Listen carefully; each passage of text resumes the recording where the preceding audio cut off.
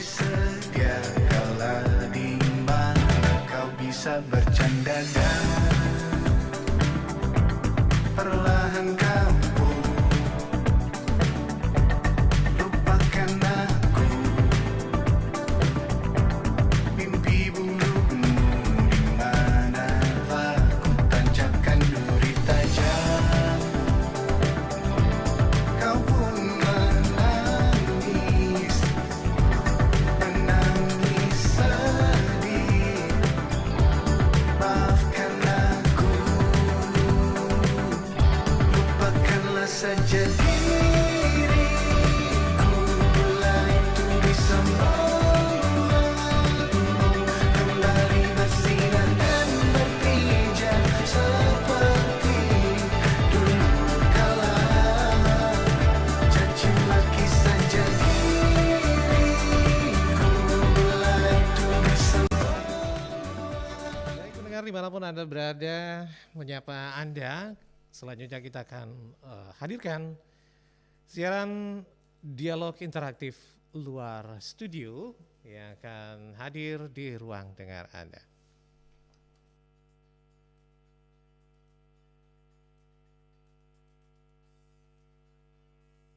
4,4 FM Kanal Inspirasi Pro 1 RRI Makassar.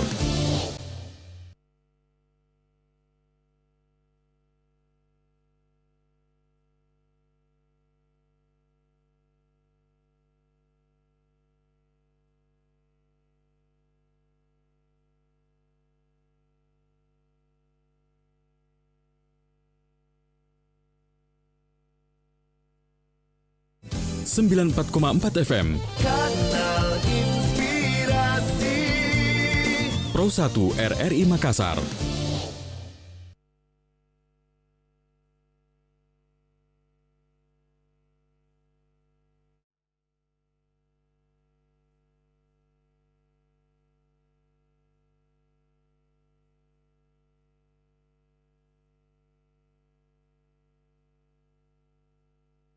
Kecamatan Tamalan Rea.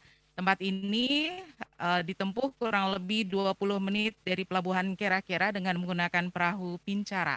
Dan di kesempatan siang hari ini, kami akan berbicara tentang konsep pengembangan usaha budidaya udang windu. Ada beberapa hal yang menjadi perhatian dalam hal pengembangan usaha budidaya udang windu yang beberapa tahun yang lalu ada di Sulawesi Selatan. Baik, pendengar, acara ini juga disiarkan langsung melalui Pro 1 RRI Makassar, bisa Anda dengarkan melalui 94,4 FM atau juga melalui 630 kHz MW, dan juga disiarkan langsung melalui live Facebook di fanpage Pro 1 RRI Makassar dan juga di YouTube.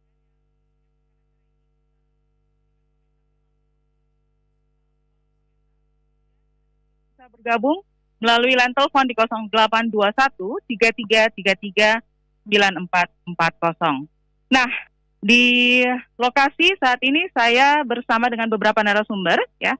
Dan kita sapa dulu satu persatu. Selamat siang untuk Pak Insinyur Hardi MM selaku PLT Kepala Dinas Kelautan dan Perikanan Provinsi Sulawesi Selatan. Assalamualaikum Pak Hardi. Waalaikumsalam warahmatullahi wabarakatuh. Assalamualaikum para pendengar RRI Makassar Pro 1. Baik.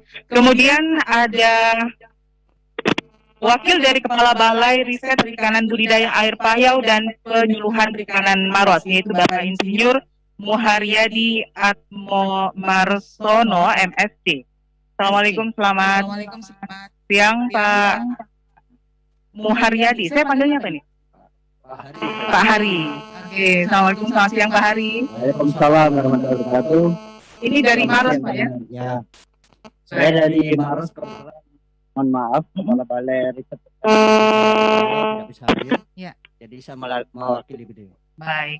Baik, selanjutnya ada wakil dari mewakili ya, Kepala Dinas Perikanan dan Pertanian Kota Makassar, ada Pak Rahmadi Asis API MM. Assalamualaikum, selamat siang Pak. Rahmadi. Waalaikumsalam warahmatullahi wabarakatuh. Mungkin ini pada kesempatan ini saya menyampaikan juga permintaan maaf dari Kepala Dinas Perikanan dan Pertanian Kota Makassar. Ibu Evi. Beliau hari ini bisa hadir, jadi saya mewakili beliau. Baik. Ya. Kemudian ada perwakilan dari PT Atina, Mitra Kerja Dinas Kelautan dan Perikanan Provinsi Sulawesi Selatan untuk pengembangan udang windu di Kabupaten Pindrang. Ada Pak Hari Yuli Susanto. Selamat.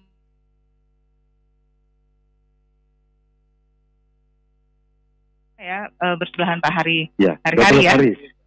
Hari-hari Hardi ya. Ya.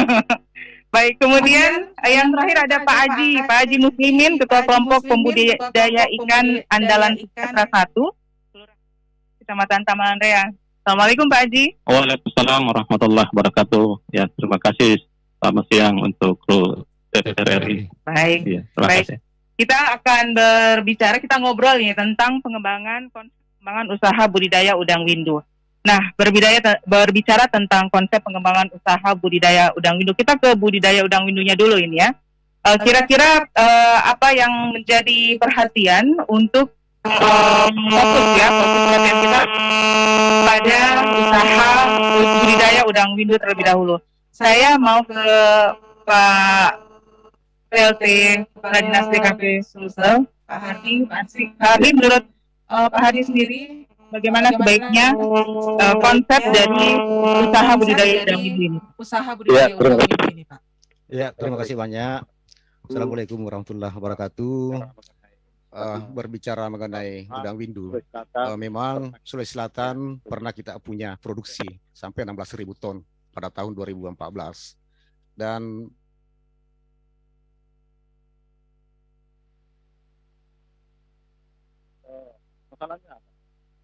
memang saluran irigasi kita juga memang ada masalah. Kemudian benih udang windu juga karena induk sangat susah untuk kita dapatkan, dan penyakit juga ada di tambak. Oleh karena itu, apa yang kita lakukan? Kita coba di 2018 membicarakan bagaimana caranya mengembalikan kejayaan udang windu di Sulawesi Selatan ini melalui percontohan-percontohan yang kita lakukan di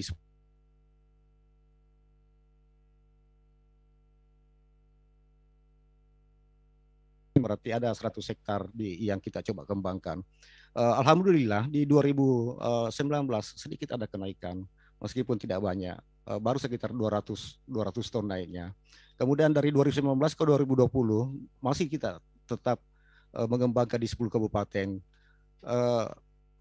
Naik, ada kenaikan, baru sekitar 300 sampai 400 ton kenaikannya. Oleh karena itu, Gubernur Sulawesi Selatan memerintahkan kepada kami bahwa bagaimana caranya udang windu ini bisa dimasalkan.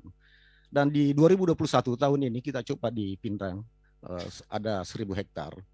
Konsep yang kami kembangkan adalah bagaimana caranya membuka muara yang ada di sana, memperbaiki saluran irigasi, kemudian meminta kepada petani tambak yang ada di 1.000 hektar di Kabupaten Pindrang itu untuk menyiapkan tambaknya dengan bagus. Karena salah satu masalah yang ada adalah petani tambak kita saat ini sudah tidak memperhatikan lagi bagaimana caranya mempersiapkan tambak dengan bagus. Oleh karena itu yang kita lakukan, bagaimana caranya mempersiapkan tambak yang bagus. Kemudian yang kedua yang kita lakukan adalah bagaimana caranya agar kita bisa mendapatkan benih yang berkualitas. Kemudian tidak lagi kita menebar benih yang kecil, tetapi kita meminta bagaimana supaya bisa menebar benih yang minimal PL12. Dan yang kita lakukan di Pindrang adalah bagaimana supaya benih yang ditebar di sana minimal PL16. Itu barangkali untuk sementara yang saya bisa sampaikan. Berarti ada kaitannya dengan persiapan benih ya. Ada beberapa hal tadi yang menjadi garis besar, yang menjadi perhatian. Yang pertama persiapan tambak, kemudian benih berkualitas. Nah, berbicara tentang benih berkualitasnya sendiri ini, saya ke Pak Hari ya, tentang persiapan benih berkualitas ini. Pak Hari, selaku kepala perwakilan dari Balai Riset Perikanan Budidaya Air Payo dan Penyuluhan.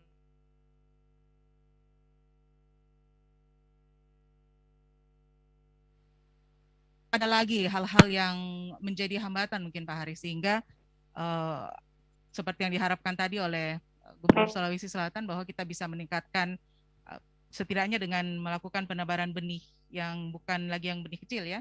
Bagaimana persiapan di balai sendiri, Pak? Terima kasih. Assalamualaikum warahmatullahi wabarakatuh. Saya selaku mewakili Kepala Balai Riset Perikanan Budidaya Air Payau di Maros. Sebenarnya kami di balai sendiri untuk mendukung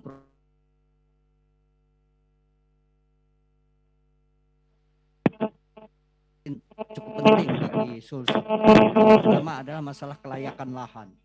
Kami punya tim sumber daya yang telah memetakan lokasi-lokasi lahan budidaya yang cocok.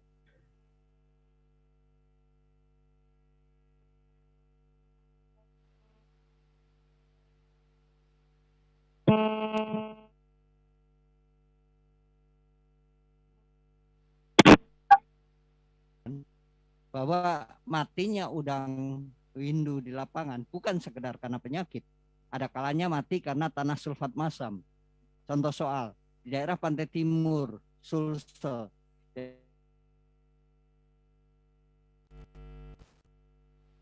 rata-rata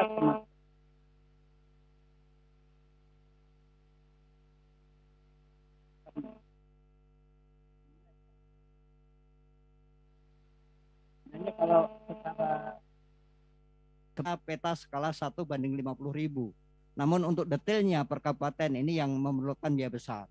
Jadi masih agak sulit. Kami kembangkan kemudian program Sipeta.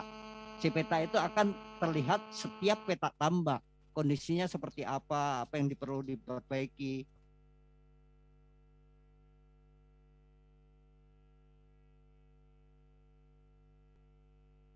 Ini masih ada kendala yang perlu diperbaiki, misalnya pembuatan jetis. Tapi yang jadi masalah ini di luar kewenangan dari KKP. Jetis ini adalah kewenangan PU, sehingga ini agak sulit kita untuk masuk.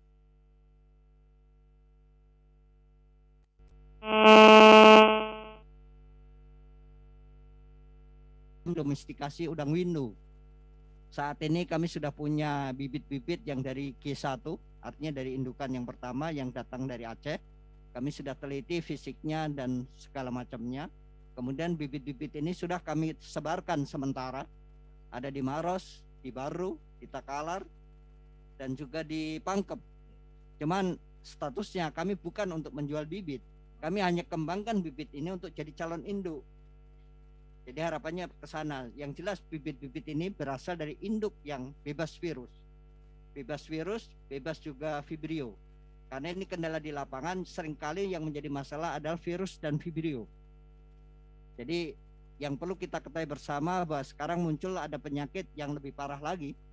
Vibrionya bukan sekedar vibrio kunang-kunang atau vibrio yang menyala, sekarang muncul lagi vibrio parahamiliticus. Ini penyebab early mortality syndrome atau kematian di awal. Jadi itulah sebenarnya ada program kami yang berikutnya adalah mengembangkan probiotik Rika. Jadi kami sudah punya bakteri.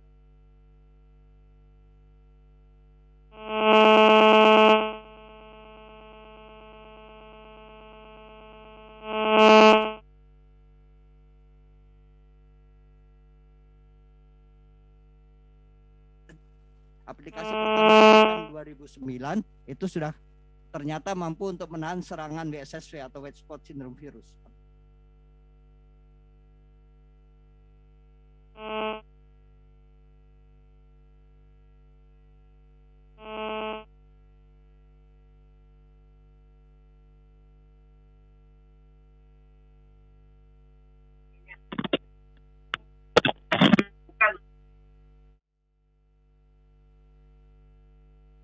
Adalah memperbaiki lingkungan sehingga udangnya tidak sakit. Yang jadi masalah masyarakat ada salah mengerti. Udangnya sudah sakit, sudah mati-mati baru melapor. Nah, inilah peranannya penyuluh untuk menjembatani. Supaya kalau ada kasus cepat-cepat dilapor supaya kita bisa respon dengan cepat. Saya kira sebentar ini kan. Baik. Pak Hadi, boleh tanya yang 1.000 hektar tadi salah satunya masuk wilayah Kota Makassar nggak nih? 1.000 hektar itu khusus untuk di Pindrang. Khusus Pindrang ya? Di Pindrang. Tetapi di Kota Makassar ada, kita punya slot untuk 10 hektar. Oh ya. Baik, saya ke Pak Rahmadi ya, selaku perwakilan dari Dinas Perikanan dan Pertanian Kota Makassar. Tadi disampaikan oleh Pak Hari dari Balai Riset Perikanan Budidaya, ini yang paling utama di sini bukan mengobati setelah udangnya sakit, tapi menyediakan lingkungan ya, habitat untuk tempat tumbuhnya si udang-udang ini yang lebih sehat, supaya kalau ada virus mereka sudah punya daya tahan tubuh sendiri. Ini konsepnya hampir sama dengan COVID-19 ini ya. Kalau daya tahan tubuh kita nggak bagus, pasti terinfeksi. Nah, untuk penyuluh pertanian sendiri, penyuluh perikanan dan pertanian yang ada di Kota Makassar ini Pak Rahmadi ya. Konsep yang disampaikan tadi oleh Pak Hari bahwa ada penggunaan probiotik Rika, kemudian ada konsep pemetaan, ada penggunaan bibit domestikasi ya. Tadi itu apakah juga disampaikan atau sudah disosialisasikan kepada para penyuluh yang ada di Kota Makassar khususnya? Terima kasih pada Ibu Moderator. Jadi terkait dengan informasi teknologi yang disampaikan mungkin sama Pak Musradi, itu sudah tersosialisasikan dengan penyuluh perikanan. Cuman yang menjadi masalah di sini adalah merubah mindsetnya. Pelaku utama itu agak susah kita merubah pola pikir. Jadi mungkin untuk pendekatannya mungkin secara bertahap. Kemudian ini mungkin terkait dengan fokus fokus pengembangan udang windu di Kota Makassar. Jadi kami dari Dinas Perikanan dan Pertanian Kota Makassar itu memang menyusun satu kegiatan memang untuk meningkatkan produksi udang windu di Kota Makassar. Misalkan seperti pelatihan, kemudian pertemuan teknis, pembudidaya dengan akademisi, dengan tim ahli, itu sering kita lakukan baik di hotel di mana bahkan pernah dilakukan di lapangan. Jadi baru-baru ini Pak Ibu, kita punya mengembangkan konsep namanya pendampingan berbasis kawasan. Artinya dengan kegiatan ini kita bersinergi dengan lembaga pendidikan untuk melakukan pembinaan secara rutin. Yang kami laksanakan ini untuk yang tahap pertama ini kita lakukan di Lakang, Bu, di Pulau Lakang. Itu direncanakan ada 6 tahap kunjungan ke lapangan memang Pak, untuk pendampingan langsung ke lapangan. Itu kita dengan pertemuan rutin dengan pelaku utama itu 6 tahap. Tapi yang tahap pertama ini baru dalam tahap pendataan. Nah, kemudian yang kedua, yang berikutnya barangkali yang konsep yang terkait dengan pengembangan udang windu, kami juga difasilitasi oleh Dinas Perikanan Provinsi. Itu ada 2 paket percontohan udang windu dengan aplikasi probiotik Rika. Jadi memang dari perikanan dengan dari balai sudah ada dukungan untuk peningkatan produksi udang di Kota Makassar. Yang terakhir barangkali mungkin nanti berkembang dalam diskusi. Yang terakhir kami ikut rapat di sekretaris daerah kemarin kita ikut, itu ada rencana dari pemerintah kota untuk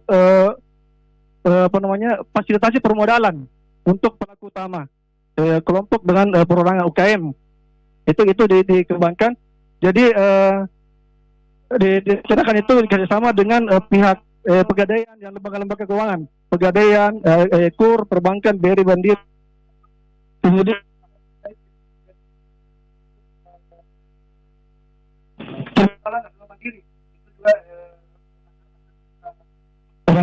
untuk membantu masalah permodalan.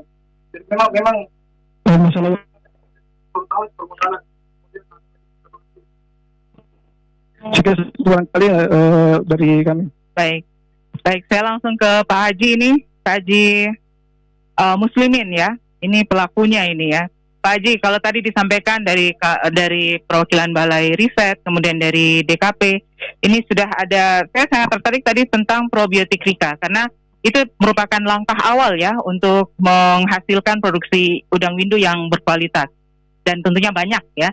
Nah, kalau Pak Muslimin sendiri, Pak Haji sendiri sudah cukup familiar dengan penggunaan probiotik Rika ini, atau masih ada hal-hal yang memang harus disupport di sini, Pak? Ya, terima kasih. Assalamualaikum warahmatullahi wabarakatuh. Perlu kami gambarkan sedikit bahwa di lokasi tambak kami ini memang memiliki tingkat kesuburan yang bagus. Jadi kami dari dulu ini kelompok-kelompok tani, kelompok-kelompok petambak, ini mengandalkan wilayah kami sebagai sumber usaha di perikanan kami. Kami melihat karena kondisi ini, karena kita dibantu ditopang oleh sungai yang luas, sehingga sumber air yang bagus ini yang dimiliki di Sungai Tallo ini, kami sangat terbantu dengan adanya sungai ini, sehingga tingkat kesuburan yang ada di tambak-tambak itu cukup bagus. Jadi potensi yang ada di Makassar ini sangat menjanjikan ini, Bu. Jadi kami selaku petani tambak memang menghasilkan artinya hasil dari tambak itu cukup lumayan, sehingga mungkin dari sistem budidaya kami yang selama ini yang kami terapkan, yang mungkin selama ini kami saling kerjasama dengan dinas kota, dinas provinsi yang sangat membantu kegiatan kami baik dari pelatihan-pelatihan ataupun pertemuan-temuan dan diskusi lainnya, sangat membantu para kelompok-kelompok tani yang ada di Kota Makassar ini, khususnya di kelompok kami. Jadi memang sangat menunjang kerjasama seperti ini. Namun kalau misalnya melihat dari penggunaan probiotik, kami juga menggunakan probiotik untuk menunjang kesuburan tanah ataupun merangsang pertumbuhan yang kami pelihara. Kami tetap menggunakan. Cuma untuk sementara ini probiotik Rika yang mungkin ditawarkan ini, kami masih mendengar atau masih semacam wacana yang kami dengar, belum kami terapkan.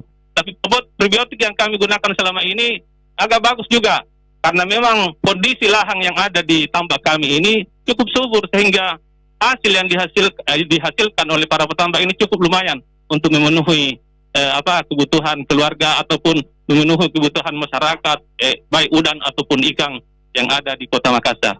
Saya kira itu. Pak Haji, ini ada luas tambak di sini berapa hektar ini, Pak? Untuk wilayah Kota Makassar, daerah terakhir sekitar 1.000 tapi Ibu, cuma kalau di Sungai Tallo ini masih ada sekitar 700 Sekitar 700 hektar ya. sekitar perairan Sungai Tallo ini. Jadi cukup menjanjikan. Baik. Tadi saya lanjut dulu nih, Pak Haji. Tadi kan ada dukungan dari Dinas Perikanan dan Pertanian Kota dan juga Kelautan ini tentang pelatihan, kemudian pertemuan teknis, ada pendampingan, ada juga fasilitas permodalan. Dari beberapa poin ini, yang mana yang sampai saat ini masih menemukan hambatan? Yang masih banyak mungkin kendala yang kami hadapi. Mungkin kalau misalnya dari pelatihan cukup intens kami alami. Cuma terkendala itu di lapangan, mungkin karena posisi kami di Kota Makassar ini adalah perkembangan industri, sehingga limbah yang ada mungkin itu yang menyebabkan kendala. Selain mungkin limbah rumah tangga, dia menjadi kendala di wilayah kami, di petambak kami. Cuma yang petani tambak biasa mensiasati pada saat pasang surutnya, di situlah letaknya pengembangan pasang surut petani mengamankan Baik. Pak Haji, saya pindah dulu ini ke Pak Hari Yuri Pusanto, ini dari PT Atina, Mitra Kerja Dinas Kelautan Perikanan Provinsi untuk pengembangan udang windu di Kabupaten Pindrang. Pak Hari, kalau melihat ini kan fokusnya di Pindrang nih Pak ya, seperti yang disampaikan oleh Pak Hardi tadi, bahwa ada sekitar 1.000 hektar di Pindrang, dan kalau Pak Hari melihat sendiri di Pindrang sejauh ini perkembangannya seperti apa ini Pak? Baik, jadi Kabupaten Pindrang ini kita pilih pertama memang karena kualitas dari udang sendiri itu cukup baik. Dari sisi warna, dari sisi rasa, itu cukup lebih dibandingkan dengan daerah-daerah yang lain. Jadi kita bicara Kabupaten Pindrang ini punya keunggulan dari sisi rasa dan warna. Dan ini penting dari sisi aspek pasar, bagaimana kita menyajikan penampakan udang itu cukup menarik bagi konsumen. Dan kita melihat juga teman-teman di Pindrang ini, petani itu punya keinginan ingin berubah. Namun mereka perlu dibina, perlu dibimbing. Bagaimana nih? Jadi semangat ini yang kita lihat teman-teman pembudidaya di Pindrang ini. Ayo kita sama-sama bekerja bareng-bareng dengan semua pihak. Seperti disampaikan semua tadi bahwa produktivitas ini dari tahun ke tahun turun. Permasalahan ini tidak bisa diselesaikan secara individu-individu, semua harus bersatu, berkolaborasi.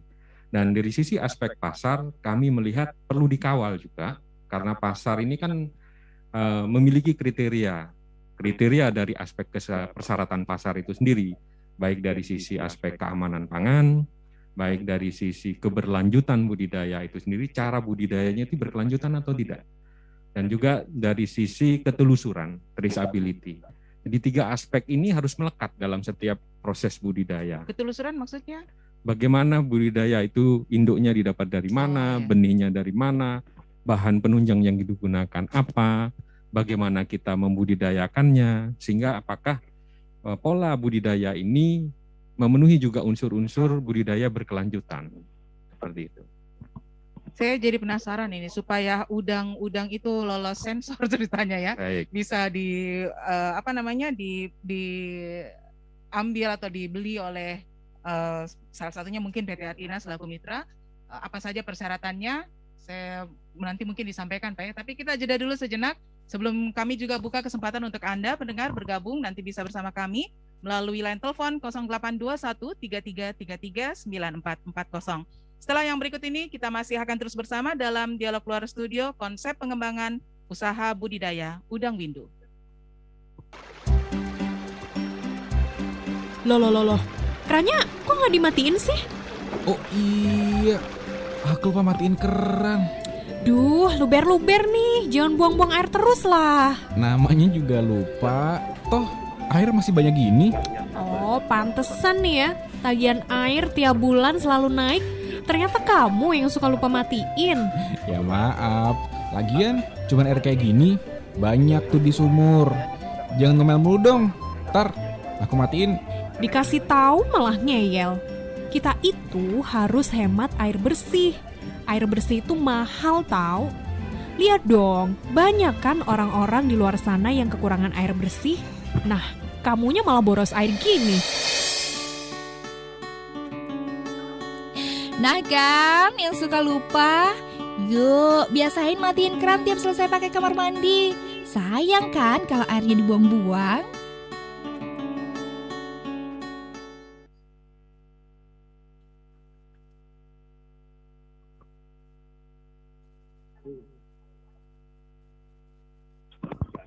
Baik, mendengar masih melanjutkan dialog luar studio kita dengan judul konsep pengembangan usaha budidaya udang windu.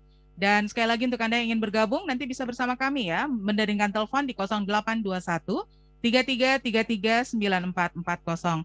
Tadi saya terakhir sama Pak Hari, ini kira-kira persyaratan apa saja yang harus dipenuhi oleh udang-udang ini agar bisa terbeli lah untuk supaya para petambak ini tidak sia-sia dalam melakukan usaha tambaknya. Silakan Pak Ari. Baik. Sebenarnya persyaratan ini bukan dibentuk oleh Athina, tapi pasarlah yang meminta. Sehingga kita harus berubah. Kalau tidak seperti ngikutin apa yang pasar inginkan, mereka akan memiliki alternatif memilih udang lokasi yang berbeda. Sehingga kita penting untuk mengetahui apa yang diinginkan buyer. 3 aspek itu tadi, dari sisi keberlanjutan, apakah pola budidaya kita mengikuti standar-standar yang berkelanjutan. Apakah ada penggunaan pupuk kimia, apakah penggunaan bahan-bahan penunjangnya itu memenuhi kriteria-kriteria dari berkelanjutan, bahkan termasuk aspek lingkungan pun, apakah itu ada dampak dari budidaya kita kepada lingkungan sekitar. Itu dari aspek keberlanjutan, termasuk juga dari sisi ketelusuran. Bagaimana kita bisa membudidayakan udang ini, mengklaim budidaya kita berkelanjutan. Maka diperlukanlah ketelusuran tadi yang dapat dibuktikan dengan catatan-catatan. Catatan ini penting, mungkin sederhana dan saya banyak melihat di semua wilayah ini, aspek ini banyak diabaikan. Jadi mungkin terbiasa, saya sudah beli bibit, notanya dibuang. Kan sudah lunas. Kemudian saya beli bahan penunjang probiotik seperti tadi, sudah selesai dibuang notanya. Kemudian kalau kita mau cross check, bagaimana Bapak membuktikan? Tidak ada data yang bisa ditunjukkan. Berapa hasil panennya? Kadangkala yang penting hanya dicatat itu saja. Berapa kilo diangkat, berapa uang didapat, lebih kepada kecenderungan hasil panennya. Padahal aspek ketelusuran ini menjadi syarat penting. Bagaimana Bapak mengklaim budidaya berkelanjutan harus ada bukti.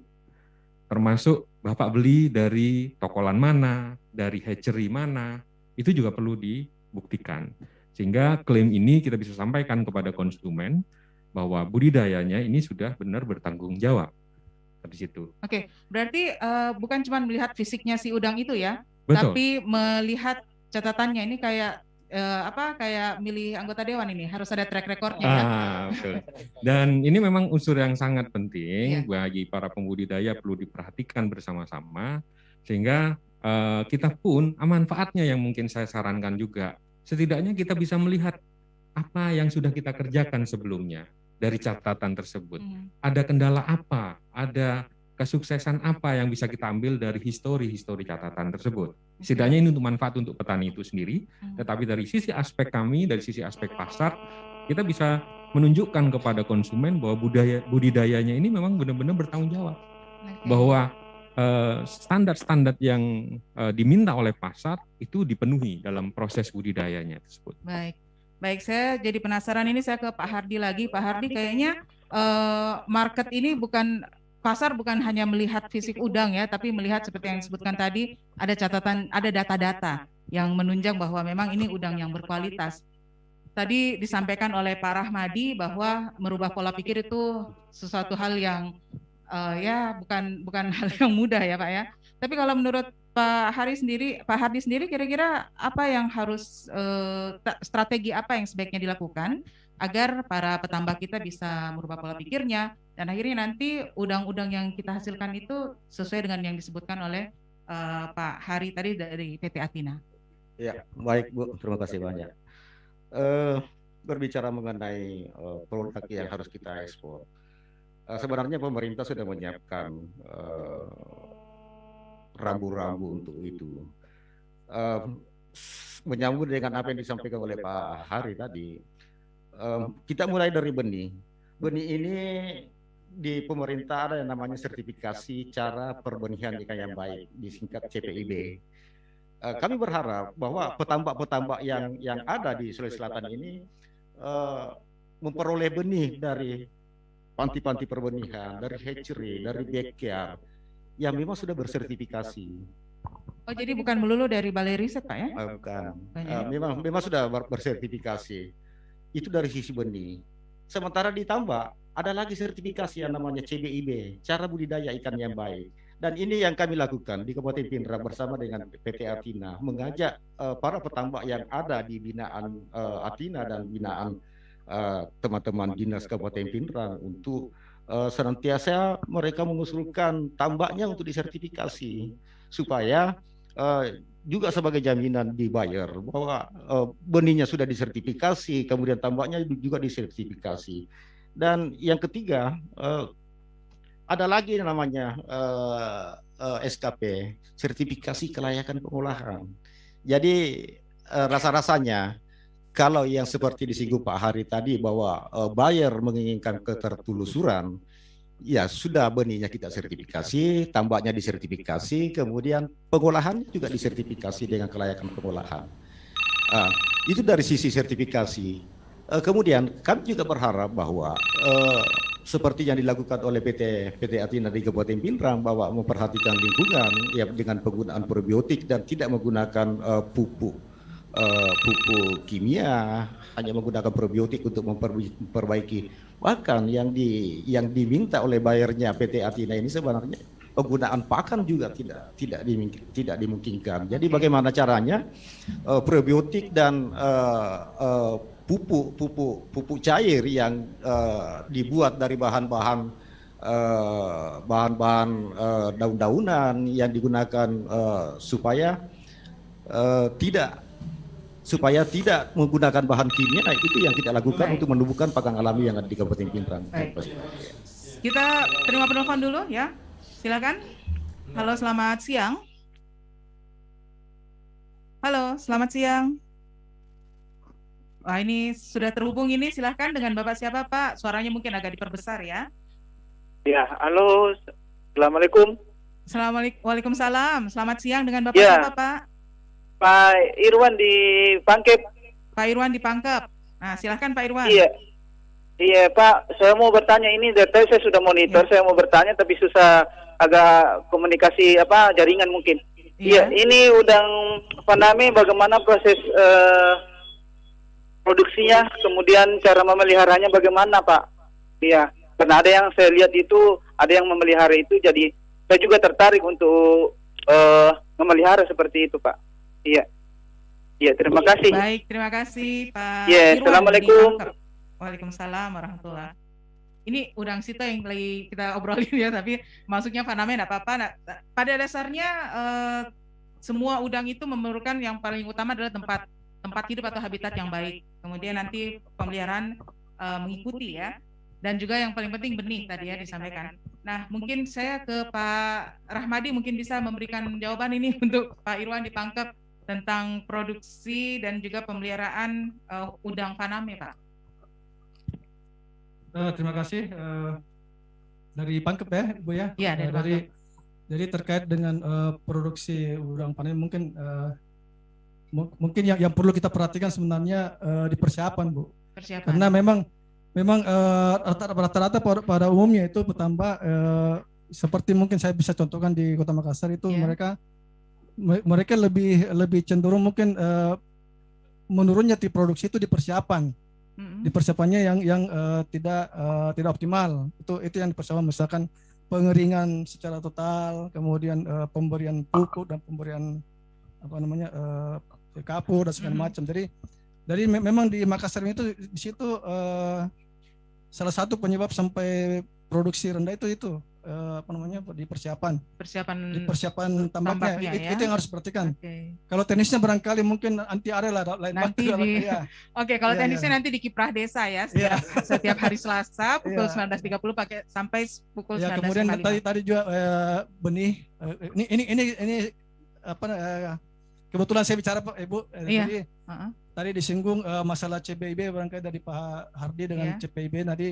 Jadi kami pemerintah Kota Makassar itu memang mewacanakan untuk melatih para pembudidaya untuk belajar tentang CPIB dan CPIB dan kita harapkan bahwa pelatihan ini bersertifikat. Jadi kita sudah merancang itu sampai 2026 untuk memberikan sertifikasi kepada pembudidaya atau pembenih ikan, mungkin ini lebih cenderung ke air tawar kalau di Makassar itu supaya bisa betul-betul mereka memproduksi atau bergerak di usaha budidaya udang itu memang sudah terjamin mutunya. Terdata dan terjamin mutunya. Saya kira itu barangkali. Baik. Terima kasih Pak Rahmadi. Nah, tadi sebenarnya saya mau nanya nih, karena tadi Pak Hari menyampaikan ada tambak yang disertifikasi, ada benih yang disertifikasi, kemudian semua serba disertifikasi. Saya dulu pahamnya cuma guru ya yang punya sertifikasi ya. Sekarang ternyata udang dan segala-galanya pakai sertifikat ya. Saya ke Pak Haji Muslimin ini, Pak Haji. Kalau Pak Haji lihat mulai tambak sampai benih sampai udangnya sendiri bisa disertifikasi, itu kira-kira sudah ada sosialisasi bagaimana caranya agar bisa sampai ke sana. Walaupun pada kenyataannya tambak di Makassar ini tidak masuk yang program 1.000 hektar tadi ya, yang difokuskan di Kabupaten Pindrang. Gimana Pak? Ya, saya kira untuk program sertifikasi kami itu pada tahun 2015 itu sudah disertifikasi di kelompok kami. Jadi kelompok kami itu sudah melaksanakan program sertifikasi yang ada diprogramkan oleh Dinas Provinsi Sulawesi Selatan. Yang Pak Hardi sendiri yang terjun langsung ini. Jadi Pak Hardi yang terjun langsung ke lapangan untuk mendata kelompok. Waktu itu Pak Hardi masih kepala seksi di Dinas Perikanan. Oh iya. Jadi kami memang sangat berterima kasih kepada dinas kota, dinas provinsi. Selain untuk pembinaan penyuluhan, pembinaan pengkaderan mengenai teknik budidaya yang baik, kami itu sudah pernah melaksanakan. Jadi sudah pernah diundang juga di tempat-tempat yang mungkin di hotel, tapi juga terkadang kota mengadakan juga mengundang di lapangan. Jadi semua kelompok-kelompok tani sudah terwakili semua untuk wilayah Makassar, khususnya yang ada di Sungai Tallo ini. Jadi kami memang sudah berpengalaman sedikit mengenai teknik budidaya yang baik. Berarti 300 hektar di sini sudah sertifikasi semua tambaknya Pak ya? Tapi masih waktu itu masih percontohan, ada program, ada kelanjutan, tapi ada tersendat sedikit mungkin. Saya kurang tahu juga kendalanya, tapi yang jelas di kelompok kami sudah ada beberapa kelompok yang sudah bersertifikasi. Tambaknya sudah sertifikasi. Kalau bibit udangnya, benih udangnya sudah sertifikasi Kalau juga? bibit udang itu kami mengikut saja dari hijrinya yang memang kita standarnya yang sudah bersertifikat juga kami ambil di situ. Jadi hijri yang memang sudah standar yang layak di situ kita ambil. Perlu juga kami sampaikan bahwa kami di Makassar juga ini sering kedatangan tamu bayar dari luar, sering kita dikunjungi. Jadi kami menceritakan mungkin seluk-beluknya mungkin yang disampaikan.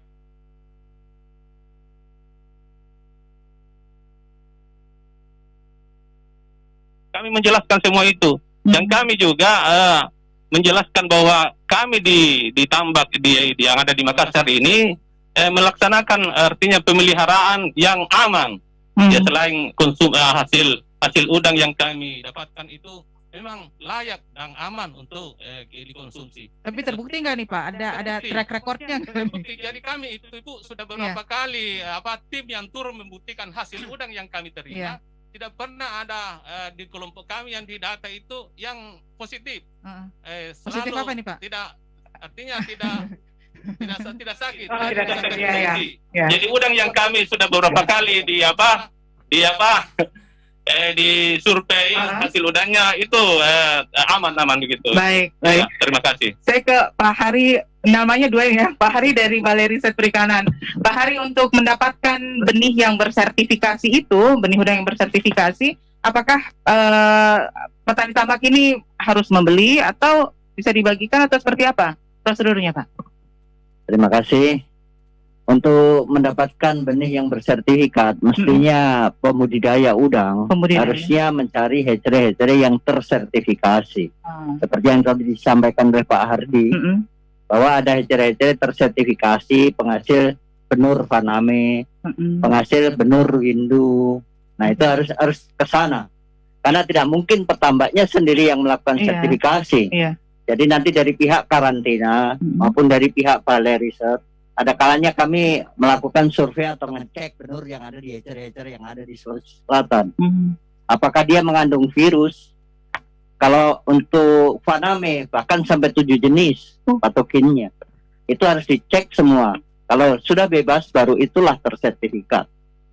Kemudian untuk Windu sendiri ada misalnya bintik putih atau BSSW. Ada juga AHPND. AHPND itu penyebabnya Vibrio parahemolyticus. Itu juga harus tidak ada. Kemudian yang lain banyak sekali, termasuk ektoparasit yang kemungkinan ada menempel pada udang. Jadi kalau itu masih ada, artinya tidak tersertifikasi. Selain juga cara processingnya selama pemenihan. Apakah cara-cara yang dilakukan sudah benar atau tidak?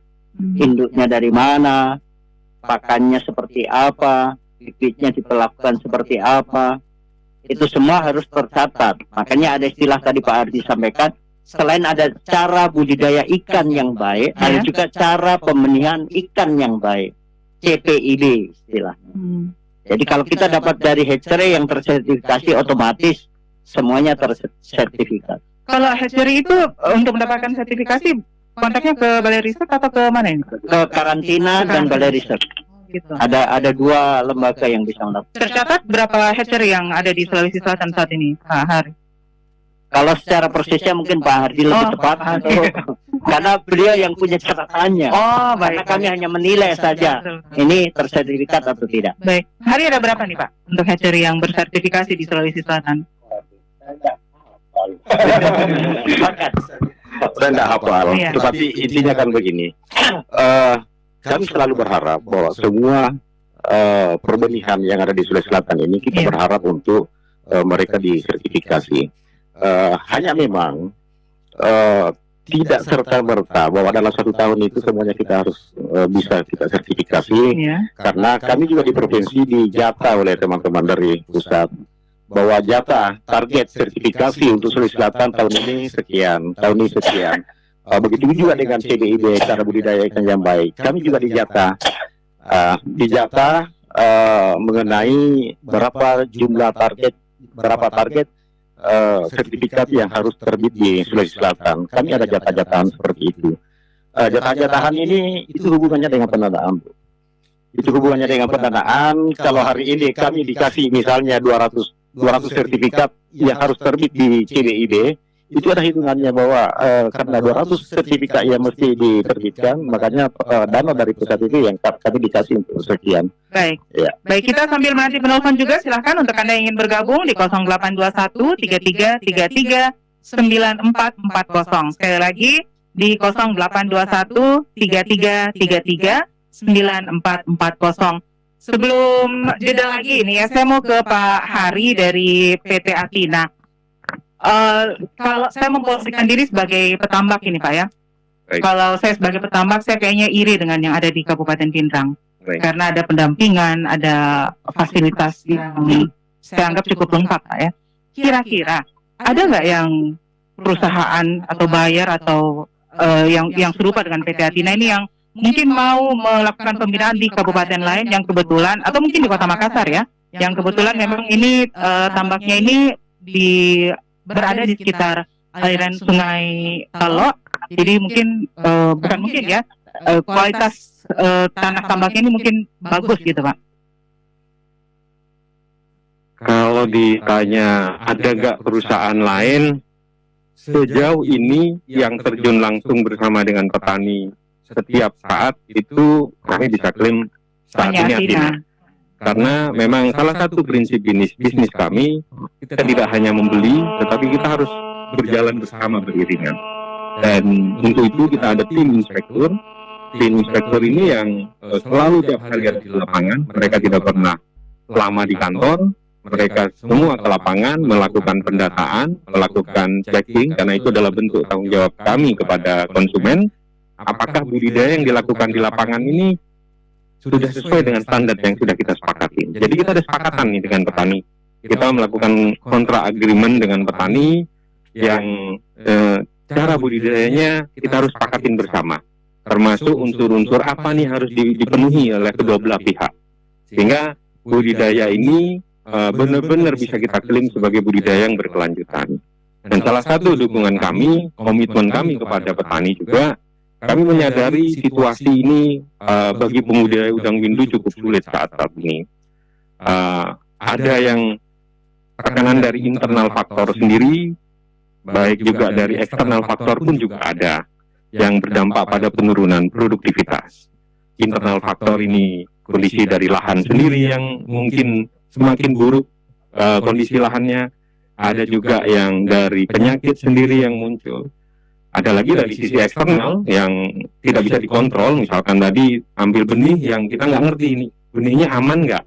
Kalau sudah tebar bibit benih yang berpotensi penyakit, ya pasti ke belakangnya sudah akan menyebar penyakit itu. Nah, karena sering saya dengar udangnya minggir Pak, di pinggir sudah mulai pusing-pusing kalau orang saya bilang ya, pusing-pusing, kemudian insangnya merah. Nah ini mesti dikoreksi bersama ke dalam internal kita sendiri, apa nih yang terjadi di dalam tambak. Apakah tadi disampaikan persiapannya kurang, apakah benihnya, ini faktor eksternal yang tidak bisa dikontrol oleh petani. Nah, kami komitmen dengan situasi seperti itu, baiklah kita mencoba untuk berkomunikasi dengan konsumen. Ada permasalahan begini di lapangan, sehingga kita menawarkan kepada konsumen, tolong bantu dengan membeli semua size udang. Udang windu ini identik dengan size besar. Jadi kalau panen mesti nunggu besar. Namun permasalahan ini kan terjadi kapan saja. Sehingga kadangkala situasi ini sangat memberatkan petani. Banyak petani berpikir berat saya ke udang windu, beralih saja ke panami. Lebih karena memang size panami dominasi kecil. Di pasar memang tidak bisa disamakan dengan udang windu karena dominasi panami ini adalah size kecil. Nah untuk itu kita diskusi dengan konsumen, kita sama-sama mencoba membantu dari aspek yang kita bisa. Akhirnya membeli semua size. 150 pun kita beli. Jadi petani tolong fokus kepada bagaimana meningkatkan produktivitas bersama semua pihak yang ingin mendukung. Tentunya petani sejahtera, masa depannya juga lebih baik. Kami juga ikut berbahagia dengan situasi tersebut. Artinya ini sudah berkelanjutan sampai kepada generasi-generasi berikutnya. Itu dukungan yang kita berikan kepada teman-teman di Pindrang. Harapan kita bagaimana nih timbal balik yang kita harapkan budidaya dengan standar yang kita sepakati, ada kesulitan, ayo kita diskusikan bersama-sama. Tentunya kita ingin terlibat bagaimana supaya produktivitas menjadi lebih baik. Begitu. Baik, itu dia penjelasan dari Pak Hari, perwakilan dari PT Athina. Dan saya kembali mengundang mendengar untuk yang ingin bergabung ya di 0821 3333 9440 dan kami akan segera kembali setelah yang berikut ini. Daeng, oh Daeng, tunggu Daeng, jangan pergi Daeng, kita tidak mau kehilangan kita Daeng, jangan pergi Daeng, bahaya kau dong. Cerewet, nah, tidak di.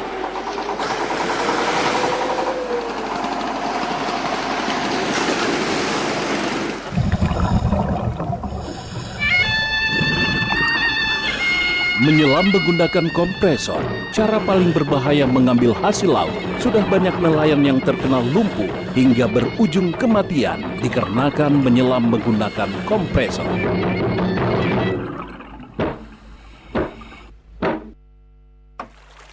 Hei Bayu, apa kau bikin itu? Ini dah, aku lagi membuat saluran dari bambu, memanfaatkan air pancuran yang mengalir dari balik bukit itu untuk memenuhi keperluan mandi, mencuci, dan kebutuhan lainnya. Dede, kenapa juga kau mau repot-repot seperti itu? Lebih baik kau gali saja tanah di belakang rumahmu untuk membuat sumur, beres kan? Hei dah, kita jangan bergantung pada tanah sebagai sumber air. Bagaimana Mi kalau semua orang setiap mau mencari sumber air harus menggali tanah? Kan masih ada Ji sumber air di desa kita ini yang bisa dimanfaatkan. Contohnya air pancuran yang mengalir dari lereng gunung itu. Tanah bukan satu-satunya sebagai sumber air. Mari kita manfaatkan sumber air berbasis alam yang ada di sekitar kita. Iklan layanan masyarakat ini diproduksi oleh tim Radio Republik Indonesia.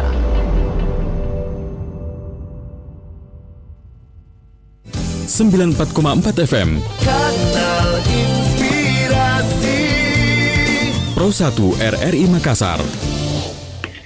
Masih bersama Anda dalam dialog luar studio konsep pengembangan usaha budidaya udang windu. Dari sepanjang perbincangan kita kesempatan siang hari ini sudah dapat kita ambil poin pentingnya, diantaranya bahwa yang paling pertama yang disiapkan adalah lahan yang tadi sudah disampaikan ya, seharusnya bersertifikasi. Penggunaan bibit atau benih yang bersertifikasi juga salah satu keharusan.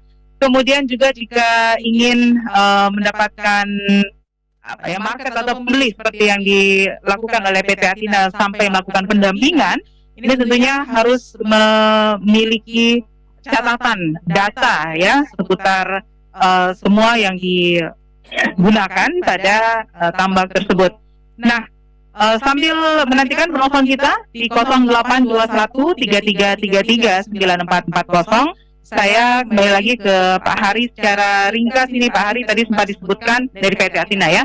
Tadi sempat disebutkan bahwa ada kontrak, ada perjanjian antara PT Athina dengan petambak yang ada di Kabupaten Pindrang. Kira-kira yang menjadi saya berharap seperti ini Pak Hari, bahwa petambak yang ada di daerah lain, di kabupaten lain, di Sulawesi Selatan itu bisa mendapatkan hal yang sama.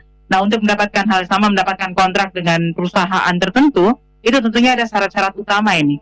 Apa yang menjadi poin pentingnya ini, Pak Hari? Selain catatan tadi ya, ada lagi yang mungkin harus dipenuhi atau haruskah petambak ini membuat proposal atau mengajukan diri ke perusahaan atau seperti apa? Baik, kami sebenarnya tidak menutup hanya di Pindrang, ingin juga saudara kita mengembangkan sumber-sumber bahan baku, karena permintaan udang windu ini sangat besar. Ya, walaupun kita mau bicara ekspor Indonesia untuk udang windu sendiri memang terjadi penurunan, namun 12,4% itu sebenarnya dominasi dari udang windu untuk ekspor Indonesia. Oke, kita tahan di 12,4% dulu Pak ya. Baik. Kita terima penelpon berikut ini. Halo, selamat siang. Halo, selamat siang. Halo, Assalamualaikum. Waalaikumsalam. Ini radio monitornya bisa dimatikan dulu, Bapak. Waalaikumsalam. Halo. Halo. Silakan Pak. Tapi radio monitornya dimatikan dulu ini Pak. Silahkan dengan Bapak siapa, Pak? Halo? Sudah? Masih? Halo? Ya, silakan Pak. Iya. Assalamualaikum warahmatullahi wabarakatuh. Iya. Halo, saya mau bertanya Pak. Mengenai apa kebijakan kan selama ini ada aturan-aturan untuk di dalam pengembangan udang ini. Mau tahu Pak mengenai apa kebijakan tambak udang yang diadakan atau dilaksanakan di tambak udang ini? Iya. Kebijakan apa maksudnya ini, Pak? Dengan Bapak siapa ini sebelumnya? Lupa tadi ya nanya. Pak Arman di Parepare ya? Iya. Pak Arman, apa kebijakan yang Bapak maksudkan di sini, Pak?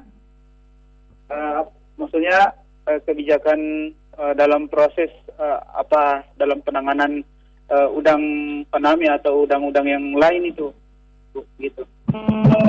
Baik, nanti kita berikan tanggapan. Terima kasih, Pak Arman tadi ya.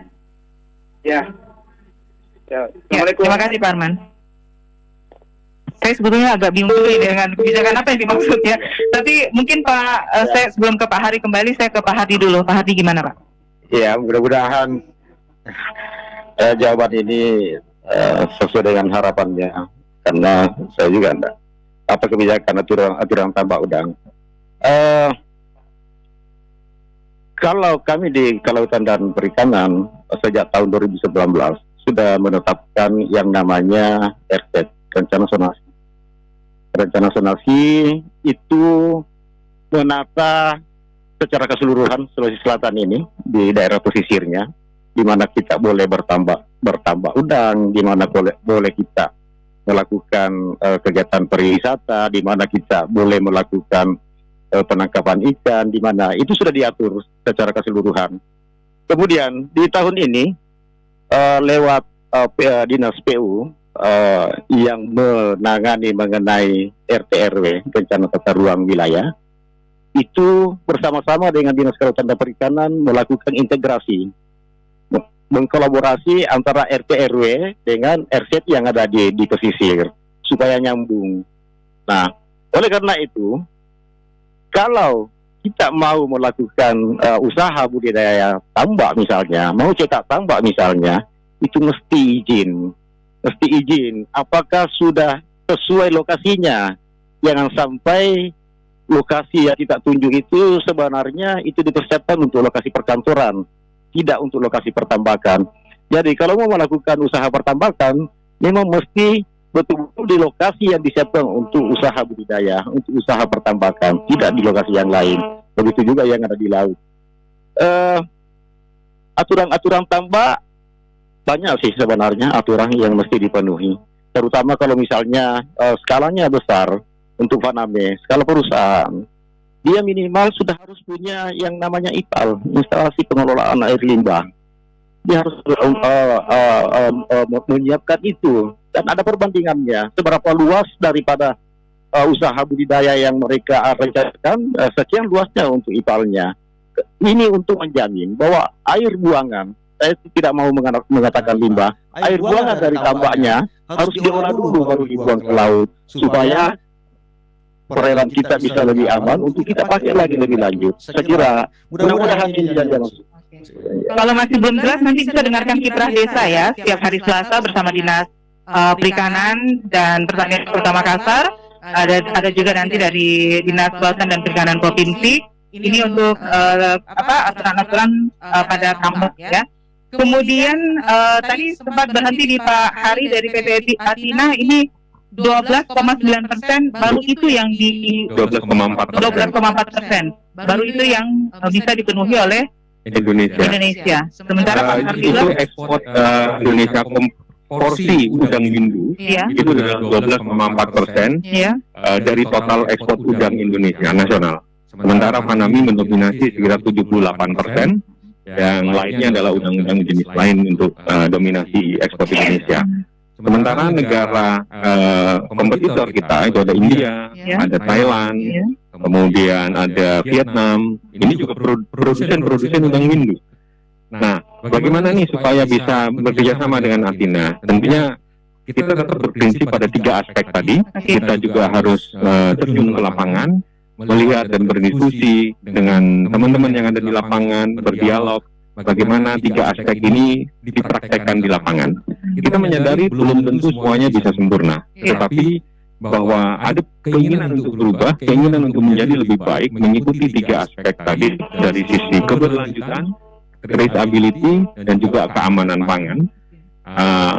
Saya rasa kita bisa jalan sama-sama. Nggak perlu harus buat proposal. Kita ngobrol aja, kita ngobrol di lapangan. Kita akan ada lakukan checklist, visit ke lapangan, termasuk uji lab. Kita juga terhadap tanah dan udangnya. Kita akan evaluasi lebih lanjut dari aspek-aspek tersebut. Jadi kita lakukan inspeksi awal, istilahnya seperti itu. Baik, itu yang menjadi poin penting ya, keberlanjutan, traceability, dan keamanan pangan. Nah, ini kita berada di penghujung kebersamaan kita ini, Bapak-Bapak sekalian. Nah, ada hal-hal mungkin yang bisa disampaikan kalau tadi dari Pak Hari, dari PT Athena, ada 3 hal yang memang menjadi perhatian utama. Nah, kalau untuk kita mulai dari Pak Haji Muslimin dulu, nanti ditutup oleh Hardi ya. Apa saja yang ingin Bapak sampaikan berkaitan dengan pengembangan usaha budidaya udang windu ini, Pak? Ya, terima kasih. Kami di kelompok budidaya di Kota Makassar ini memang kami mengharapkan rutinitas pelatihan-pelatihan sehingga para petani tambak itu tersugesti untuk meningkatkan pola pengembangan budidayanya dengan baik, menerapkan cara budidaya yang baik dan cara yang berkelanjutan. Juga kami berharap kepada dinas kota maupun provinsi, ya, dengan adanya program-program dari Athena ini mungkin bisa juga diterapkan di Kota Makassar. Karena peluang di Kota Makassar ini lahan yang dibutuhkan mungkin masih cukup luas, ini sekitar 700 untuk di Sungai Talo ini. Jadi kami mungkin bisa berharap dari dinas kota dan dari provinsi bisa bekerja sama dengan Kota Makassar, petambak yang ada di Kota Makassar, baik itu pelatihan-pelatihan dan penguatan modal yang ada di kelompok kami. Ya, saya kira. Terima kasih. Baik, terima kasih Pak Haji Muslimin. Pak Rahmadi, menurut Bapak apa saja yang jadi terkait dengan pengembangan konsep pengembangan usaha budidaya udang windu? Mungkin barangkali saya mungkin ini mungkin semacam closing statement ya. Iya. Jadi saya mungkin ingin mengucapkan karena saya pribadi seorang penyuluh, Bu. Mungkin sekaligus saya ingin menyampaikan penyuluh seperti apa. Jadi kami penyuluh itu memang tugasnya untuk mendampingi secara teknis ataupun non teknis kepada pelaku utama.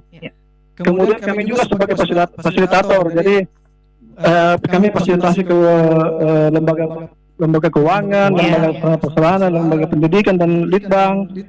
Dan yang kami harapkan untuk mendukung konsep pengembangan udang windu itu mungkin ke depannya mungkin kita ingin memaksimalkan pola kemitraan. Jadi kebetulan ada dari Athena yang kami harapkan bahwa memang Athena mungkin karena sini Pak ada peluang untuk pengembangan usaha udang windu di Makassar cukup besar dengan dukungan lahan yang alhamdulillah walaupun mungkin dari tahun ke tahun makin menurun karena ada makin menurun luasnya karena ada alih fungsi lahan. Tapi kita tidak jangan pesimis tentang itu. Produksi budidaya udang windu mungkin tingkatkan dengan memaksimalkan mungkin kemitraan. Karena yang tadi disinggung oleh Pak Muslimin memang mereka mengharapkan itu untuk kemitraan itu kan sekalian membimbing, kemudian ada juga jaminan pasar yang bisa yang diharapkan oleh pelaku utama. Saya kira itu barangkali. Baik. Kita ke Pak Hari dari Balai Riset. Terima kasih. Assalamualaikum warahmatullahi wabarakatuh. Terutama bagi pembudidaya udang windu yang pada umumnya adalah pembudidaya ekstensif atau tradisional plus. Mereka ini yang jadi kendala adalah kalau ditanya di masyarakat, Bapak pilih udang windu atau bandeng? Karena mereka pada umumnya masih melakukan polikultur antara udang windu dan bandeng, sehingga mereka bingung. Seringkali mereka akan katakan kami mau dua-duanya. Ini yang serba sulit karena ada sedikit perbedaan antara bandeng dan udang dalam hal persiapan tambaknya. Kalau kita mau budidaya bandeng, persiapan tambaknya mengisi airnya sedikit-sedikit supaya makanan alami yang ada di dasar tambak tumbuh.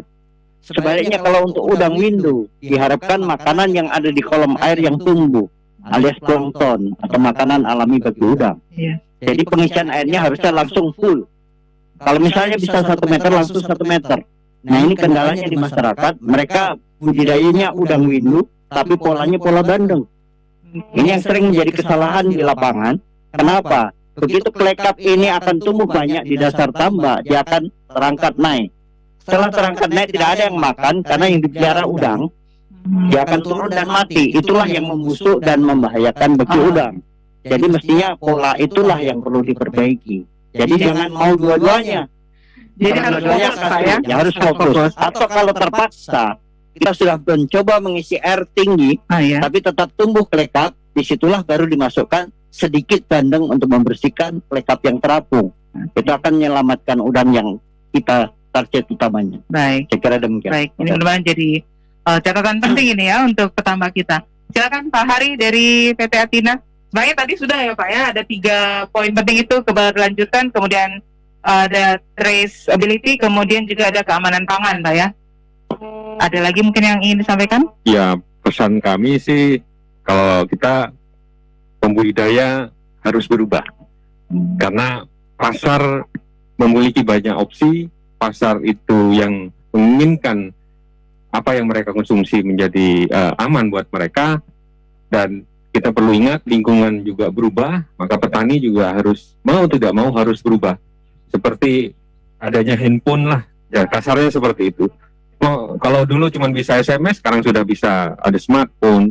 Mau nggak mau, kita harus berubah mengikuti. Nah, pola konsep seperti itulah yang kita harus jalankan, tetapi tidak lepas dari sisi aspek keamanan pangan, ketelusuran, dan juga keberlanjutannya bagaimana. Jadi itu harus selalu dikombinasi bersama-sama. Baik, yang terakhir Pak Hardi dari Dinas Kelautan dan Perikanan Provinsi, silakan Pak. Iya, terima kasih banyak untuk para pembudidaya yang sempat mendengar program RRI Makassar ini.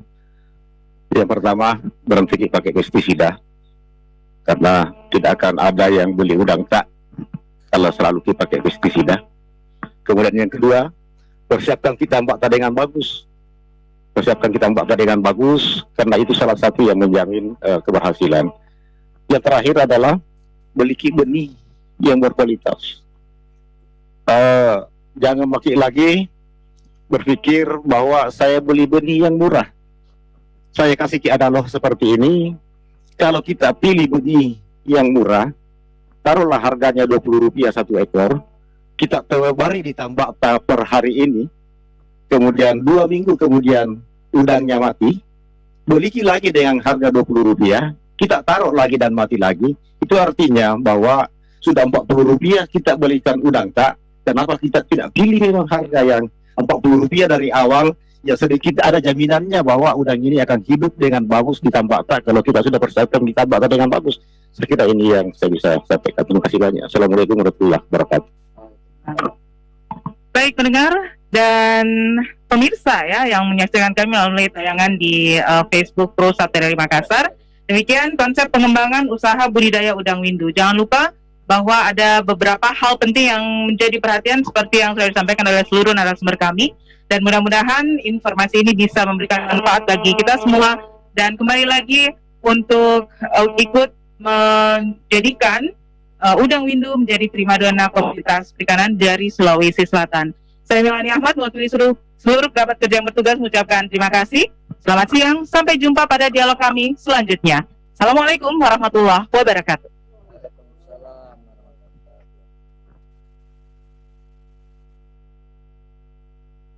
.4 FM Kanal Inspirasi Pro 1 RRI Makassar.